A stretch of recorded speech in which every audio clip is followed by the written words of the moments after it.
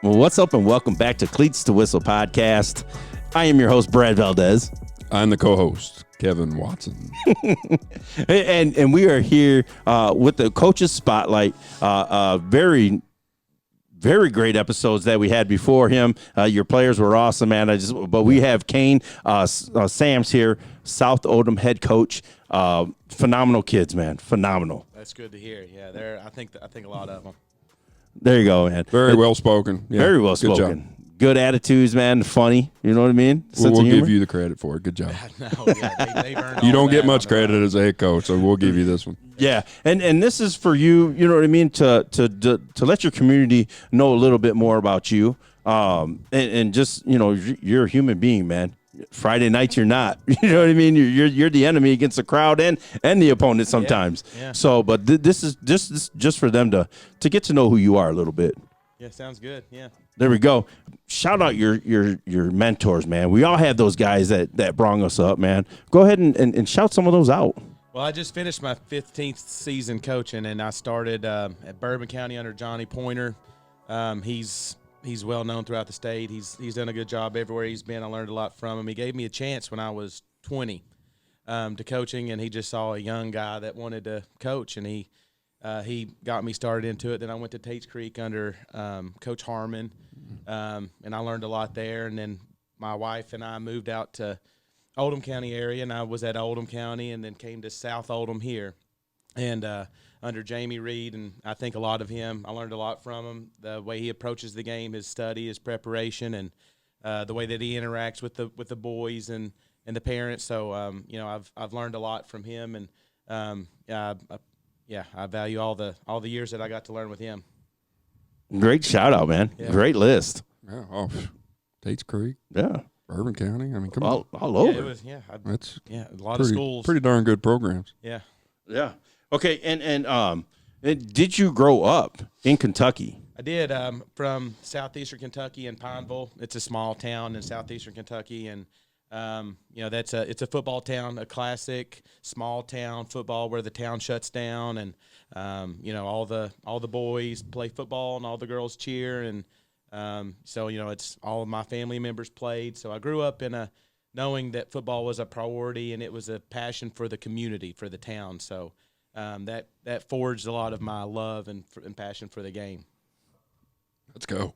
Let's go, man. I always said I would love to be in a small town because that's what football's life. Yeah. Well, where I'm from, I have like 20,000 people. You know what I mean? Yeah. So, we shut down. Our Friday nights, 3,000 people in the crowd. That's so cool. It's awesome. Pineville, Pikeville, awesome. Johnson Central, all those smaller, they just, it means so life. much. It means so much to them down there. I mean, they like you would if you root on a college team. If the high school team loses on Friday, you kind of mourn it all week with them. And hope your college team wins on Saturday to make it better. Oh yeah. So does that coach. He hopes the same. Yeah. And did you play ball? Did you grow up playing ball? Yeah, I played my whole life. I played everything that I could, and played.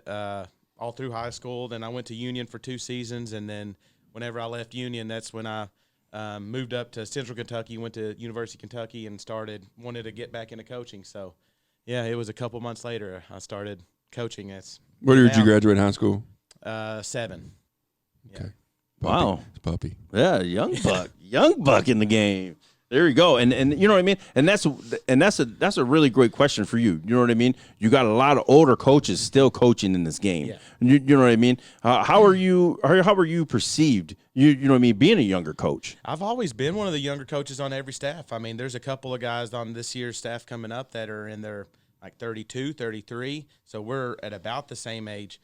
I haven't had a lot of opportunities to coach with guys in their 20s. Whenever I was at Taste Creek, there was a lot of guys that were in their 20s that were fresh out of playing and were very relatable to kids, and it scares me. I was talking with another coach on our staff, and I was like, I would love to get a couple of guys that know that they want to do this, and I would love for them to learn from me or learn from my mistakes and have someone to mentor because, I'm afraid that in 10 or 15 years, I don't know how many coaches are going to be in it. It's getting harder. And it worries me. It's getting harder. Yeah. Do you ever, when I coached, I always looked at the players and he's going to be a coach. Do you ever do that? I do, and I mean, Or at there's- least hope that they're going to be a coach? yeah, that they just get it. They get the Yeah. schematics. They understand the motivational tactics. They see it. You know, they can kind of understand. They get the why without being told the why. And there's a couple on our staff or on our team that's talked to me that they want to coach one day, and you know, I fully support that, and I hope it comes out Good. true. We need young guys. We do. We do. Yeah, we do. The number you wore, did it have a special meaning to you? I was number 53 through high school. I have an older brother. He was also number 53, and I was a bunch of numbers all throughout. But then when I got to high school, I asked the coach if it was available, and it was, so I got it. I think he wore it because of Bill Romanowski. That timeline fits. I don't know that for sure, but I think I'm telling myself that's why. So. Yeah, well, he's a wild man. I know, he was one That's to a watch. good guy to model your game after. Crazy, man. Like your favorite memory, you know, playing the game or coaching. You know, for playing, it's just the camaraderie. You know, it's the bus rides, it's the locker room, it's the time after practice when when your buddies are figuring out where to go eat, or something before practice in summers especially. You know, you got downtime, and that's all that you ever think about is ball. You know, that's something that I cherish, and I hope to give that same joy and camaraderie and familyhood to these kids. You know, and as a coach, it's all the kids that you know, when you get a freshman class in, and it's the ones that are a little underdeveloped, but their heart definitely isn't. You know, they're hungry, and you see them flourish over 4 years, and they turn into good ball players, and their hard work pays off. There's a list of those in my mind, and I mean, those are the ones for me, especially now as I am getting, you know, 15th year coaching. That guys that are turning into professionals, and they're going to college, and they're having families, and you can see that, and it's like, I've always heard it, but the wins actually do happen years after the playing field. So This guy's 15th year coaching. He's 30 years old. I mean, Damn, that's what I said. You know, and like coaching, man. You got a favorite memory, man? I mean, there's been some good games. You know, it's been more on just player success. You know, kids that's made big plays and seeing that enjoyment on their face.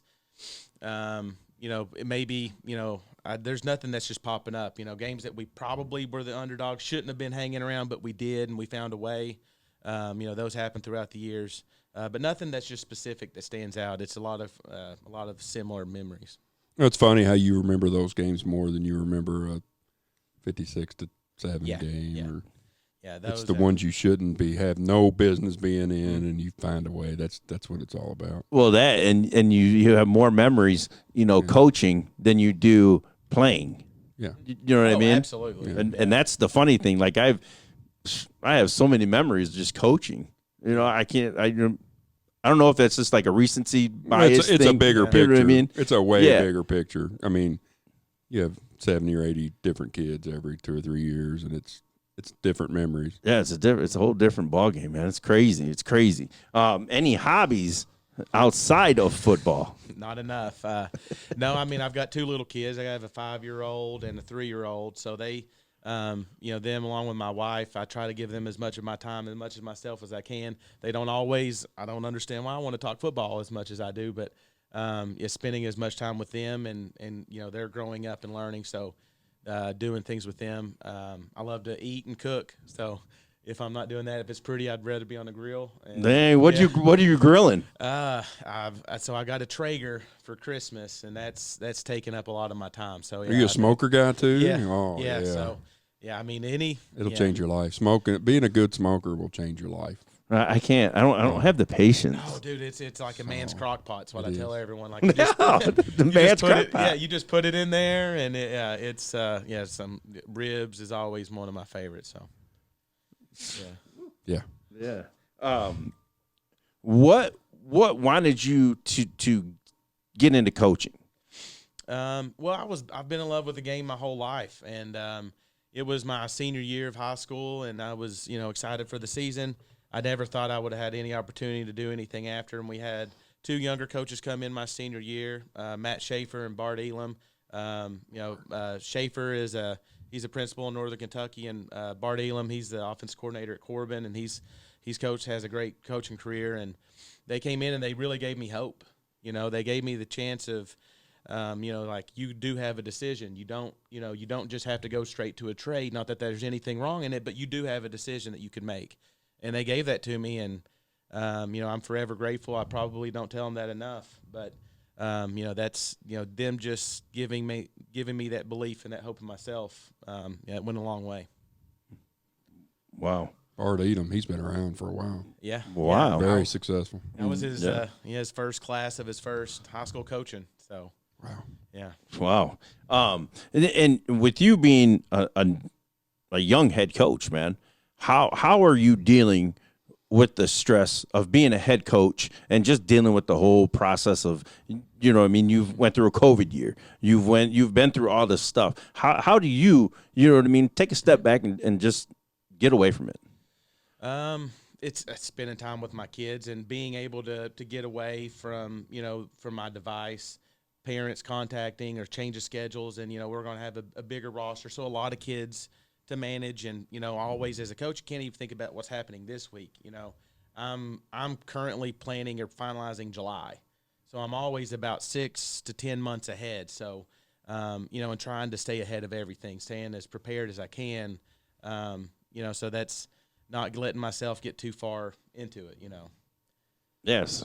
So how's the transition been? You mentioned Coach Reed, Yeah. Great guy, great coach, very successful coach. How's the transition been for you taking over for a guy like that? I mean, obviously you were friends and coworkers before that. How's it been taking over? Well, it's I was familiar. Mm-hmm. I was familiar having been here with him for 5 years, familiar with the kids. I had a good idea of what they knew.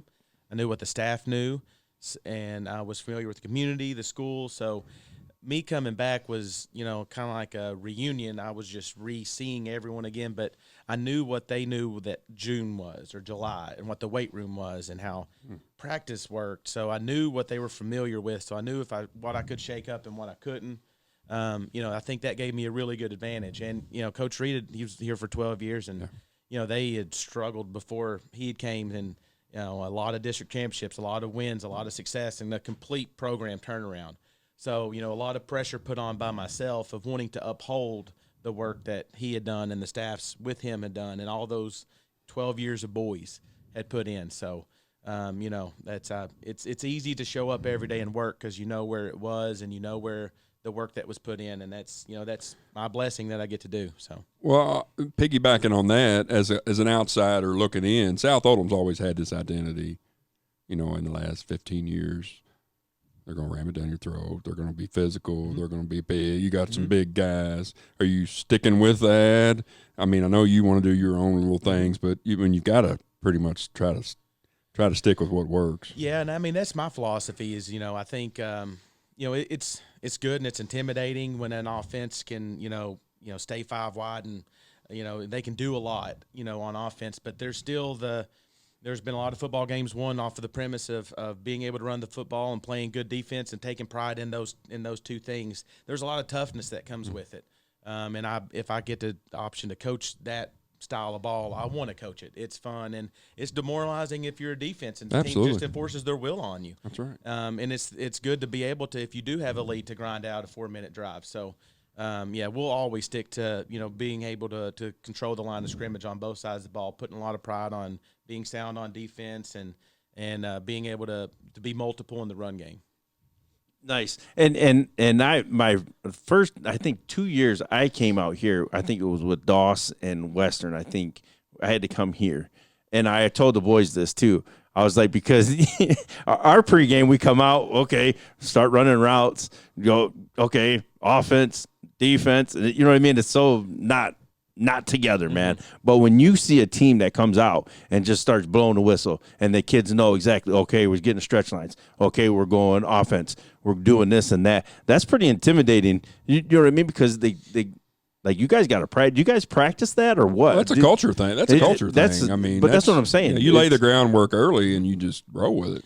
But that's intimidating from a coach. When the kid's he's standing there and they're blowing whistles. They're getting fired up and they're doing this, they're doing that. South Oldham's always had big numbers too. Well, 80. Yeah, last year we were at 65, but we're looking at the 85 to 90. I mean, that's intimidating for a school like Dawes or Western. Yeah, we come out with that's 27. that's 27. And then, that's the old Trinity thing. Trinity would line 100. 10 guys up out there and they all holler at the same time. And it's intimidating for a kid that's never seen that before. Yeah. And do you guys that's what I'm saying. Like, do you guys practice that as being like, okay, we're doing this, boom, boom. Yeah. I mean, great things don't happen by accident, right? So, we, on every walkthrough, on Thursday practice, we'll start with the same exact preparation and exit that we'll use on Friday. You know, it's a similar script for the boys on knowing what time they're out and where they're going and what they're doing. So there's typically a couple of freshmen or newcomers that are getting it, but it's also good to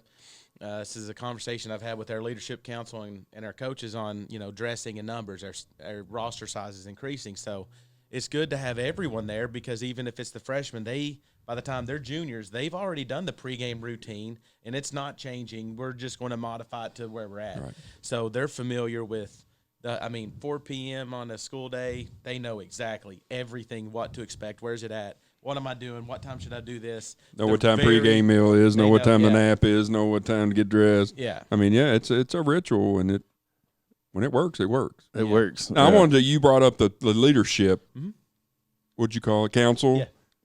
Touch on that a little, because not everybody does that. That's a great thing, by the way. Yeah, and it's it was something that it was my first priority coming back here in June. I met with all the coaches, and I interviewed all the boys, and I just want to know who the leaders were on the team and why were they leaders. Like, what in their mind classified others as leaders apart from everyone else. Once I got that list, at the time was about 6. I wanted some prerequisites to be leaders, so. You know, there's a list of in-school behavior, grades. You have to be a varsity starter. You're expected to be everywhere. So they know, you know, just to be into consideration for it. But then I initially tell them, you know, this is all the ways I'm going to hold you accountable. And it's going to be off of everyone else's downfall. You know, if someone has no call, no show, the leadership is held accountable. If the locker room doesn't meet check, they're held accountable. If the equipment, if the bus, if anything isn't how we want to our standard, they're held accountable. But they're also in the driver's seat of the program. They pick our team meals. They design our T-shirts that we get in off-season. You know, if they want something, we're going to make it happen. So, you know, it's genuinely their program, and I tell them that. Their vote collectively is more important than myself or any other coach. Yeah. So I'll be honest with you, that's what separates the programs. A leadership. When the kids start taking an honest and leadership of the program, that's what separates the men from the boys. It does. I agree. And I mean, you can see that in everything that I hope that if we do it, you're going to see kids leading the front, and they're just following the plan that's put in front of them.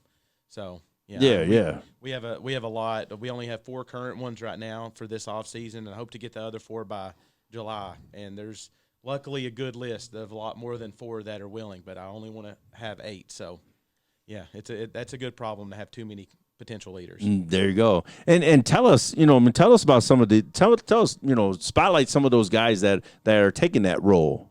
Yeah. So, we had 7 from last year, and we had 5 that graduated. So the 2 returning, leaders, was Matthew Wells, who you interviewed, and Julian Miles, who's a basketball player, and their season unfortunately just ended for them. And then Sam Dawson, who you interviewed, and Parker.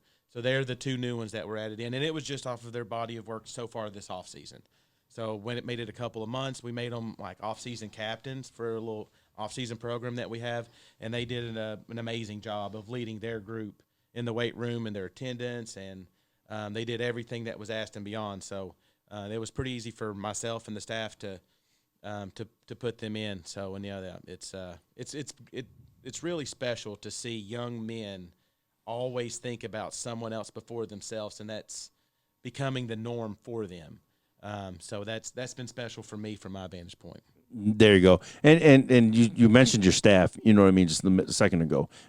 Spotlight some of those guys that, give them shout outs. And what are you, the defensive coordinator, or you have one calling, or how's that set up? So this past season was my first year as an offensive coordinator. I'm going to be carrying that same role into the upcoming season. Last year I did defensive line, special teams.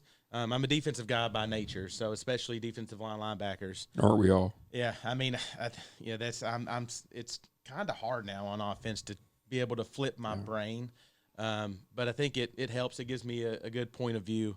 Our defense coordinator's Coach Holloway. He was a DC last year. He'll be taking over. He'll be keeping the same role this year. He does a good job. He's always here. He's a hard worker. He's very prepared.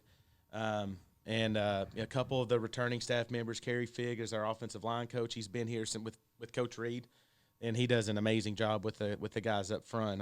They love him to death. He's a tough out. He's a well-earned pat on the back when you get it. But he does an amazing job. And Coach Heflin is he's a returning quarterbacks coach he's been here for 7 or 8 years. So another lot of those two especially have been on the staff, and they have been a part of the turnaround transition. So a lot of familiar faces. Yeah. So the kids already know, hey, I can't get away with this with this guy. yeah, We already heard how big of a hard ass. What was it, Heflin? Holloway. Holloway. Yeah. Yeah. I mean, they're tough guys to please, and they set high standards, and the boys know that, and that's what's going to be expected. But they wouldn't have it any other way. I mean, you don't want guys that are just pushovers that are, So, and a lot of guys on the staff, they're tough to please, but they make you earn it, and they love you even at the end. So there you go. And do you guys have any traditions here, or did you bring any traditions? Winning. Well, I'm trying to improve it. I'm not overly superstitious. I mean, we try to just keep to the same process of everything that we do, the same, pre-game day, the Thursday, we try to keep everything the same. So I think that'd probably be a better question for the boys to see if there's anything that's been unique. Everything that I do always seems normal to me. So there you go. Yeah. And do you have any superstitions? If I have I'm trying to think, I always tell the coaches I'm not superstitious, but I'm a little stitious. I try to wear like the same undershirt under if it's working. Like I'll know, I'll wash it. But I'm like, oh yeah, that's a good one. Like we beat so and so in that, and I'll remember some of those games. Like, oh yeah, I remember I never had that one on. So to piggyback off that, do you have a favorite song you listen to before you go out on the field? Do you even listen to music, or is it blaring so loud in there that you don't get to listen to what you want? No, it's blaring out there. I let the boys have a little control with a speaker system. One of my favorite artists, and he was my college roommate, and it's probably my only humble brag. I don't think even the boys know, but I lived with Tyler Childers for a couple years in college. What? How did they not know? Yeah, they never asked, so I don't really share. Nice. So I always listen to Tyler before games. Yeah. Throughout the week, it keeps me calm. It's a familiar voice. Yeah, so we lived together for like 3 years in Lexington. So, I'll. That's always a good game. Sometimes it doesn't pay to be humble, man. That's a great brag. That's a great brag, man. I don't think most people believe me, and they're just like, yeah, whatever. Yeah, whatever. I believe you. Going into spring ball, summer ball. What are like some of them goals that that you're trying to achieve in each of those? Spring you're trying to install. Summer it's just install plus trying to iron everything out. The goals from here on out? What does that look like? Is just to be made available for the boys to be able to show up and develop. For us in 5A football in this region of the state, you got to have some boys that have something about them, that are strong, that are athletic, that can do a lot. So, and that's all physical. I mean, a lot of your deficiencies in season comes to the opponent having more physical skills than yours. So, to try to eliminate excuses in the fall now by giving them exposure to the weight room and having that plan as in line as possible. So, that's going to be our number one goal, is developing them physically throughout the season and having a good in-season plan for them physically. Great answer. Yeah, I know that's number one. I mean, every game's won in the off-season in the weight room, and that's pumped in there. Boys, they know it, they bought into it, and they do whatever we ask. So what's the old saying? You fight hard in the summer so you can play when it's cold outside. That's exactly right. Cold, get in the playoffs. It's Listen, cold. that's a good saying, though. I mean, you sweat. So you can enjoy those cold. And Thanksgiving is always everybody's goal. Yeah, but that's yeah, And there's only 6 happy teams at the end of the year. Okay, and let's talk about, I like talking about the good, bad, the ugly of your last season, man. What was some of the good? It was for me coming back. I wasn't rehired back here from North Bullitt until the end of June. So, just it felt like coming back home. This is my professional home. It feels like, even though I'm not from here, I've been on this campus for 10 years. So, coming back was good. Being able to reunite with a lot of these families and a lot of these kids was good. And how they responded, because I did change a lot of things. And I wanted to kind of flip them up on their end a little bit and how well they took it, with the leadership especially, and seeing how they responded. The bad within last season was we didn't have a lot of seniors. Now that's going to be good in 24, but when you only have 7 or 8 seniors and you're back as a head coach, you want to have a room of young men to lean on to own the locker room, and you only had 7. So that made it tough, and a lot of guys had to grow up quick. The ugly was, some of the games I felt like that, we should have competed more in, or we left a little bit of meat on the bone. The Collins game is tough. We lost it by 1 point on a last go for 2 at the end. So that's one that's lingering. And some of Woodford County. Yeah. The boys, they're excited for Woodford, as am I. It was we felt like we were in it with them at half, and that's a big game. They did a good job. I got to give a lot of credit to both Collins and Woodford. They're both 2 teams that have great coaches, great staffs, great plans, a lot of good players. So, those are 2 teams that I would love to have those games back, and I'm blessed to be able to. We'll see them. So. Hey, the quarterback from Collins is no joke. Yeah, he's a real deal. Yeah, he's a special kid. Yeah, he's really special. He drove me crazy. I think I aged 15 years that week. Okay, and this is the last question, Coach, and we'll get you out of here. I know it's been a minute, but what did you learn about yourself this last season? But it's happened so fast. I feel like I just got back here in June, so everything I never really had much of a time to process. I think it would be maybe not as much on myself, but on the program here, is that there's a lot of good guys in our coach's office that have the same goal of developing these kids and being successful on the field and doing it the right way, through hard work and, not cutting any corners. With our kids here throughout our program, there's a lot of really good young men, as you all just got to meet 4. But there's another 40 that could have been in here, really. There's a lot of really high-character kids. So there's a lot of families in our community that are doing it the right way. Our school system, our admin, our district team, they're all doing it the right way, because the product that I get to work with every day in our coaching room and in the school building is good. So, I haven't necessarily reflected enough on myself individually, but, I know that there's a lot of the right things that are happening. So the right moves are happening here, and you just feel you feel more empowered here. You know what I mean? Mm-hmm. Coming back and just seeing new, familiar faces, man. Yeah, it is. Yeah, and it's an easy, and I've added a couple of guys on the staff, and I tell them this is the easiest place you'll ever show up every day to serve these kids. Like, without a doubt, it's super easy to show up here and work hard to put in time, because they're going to reciprocate it back, and that makes it really enjoyable. I love it, man. I'm excited to come back, and we didn't mention the facilities upgrades.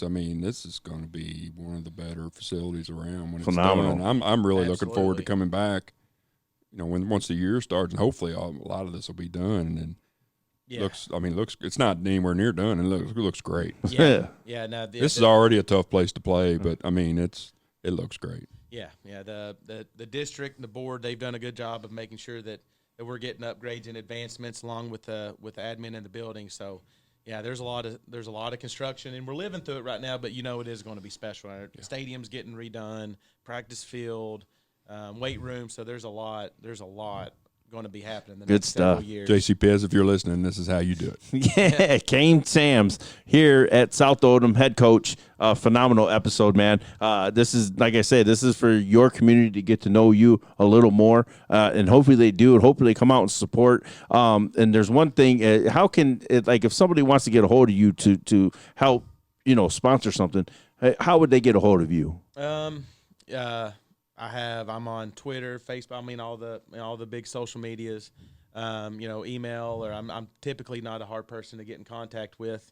We currently have a lift-a-thon going on through next week is our next max. So, that's a way that that if someone wanted to give and donate to our weight room, it is in need of some upgrades with the equipment on the inside of it. So that's where everything we're doing right now is going to upgrading the equipment for the boys, and we're busting out the seams. Like we are at capacity every day. So we've got to start to upgrade a lot of that stuff. It's a heck of a good problem to have. Heck of a one. Yeah. I mean, and anyone that wants to sponsor, we do a good job of making sure that we can get them appreciation. So we'll get your Twitter and we'll put it across the bottom. Yeah, of the screen. yep. We'll do all that. And we'll put it in. It'll probably be in the beginning, but we'll try to post it a couple times through the video. But yeah, I appreciate you, man. Like I always say, everyone has a story. We're here for them to tell it. Cleats to Whistle podcast.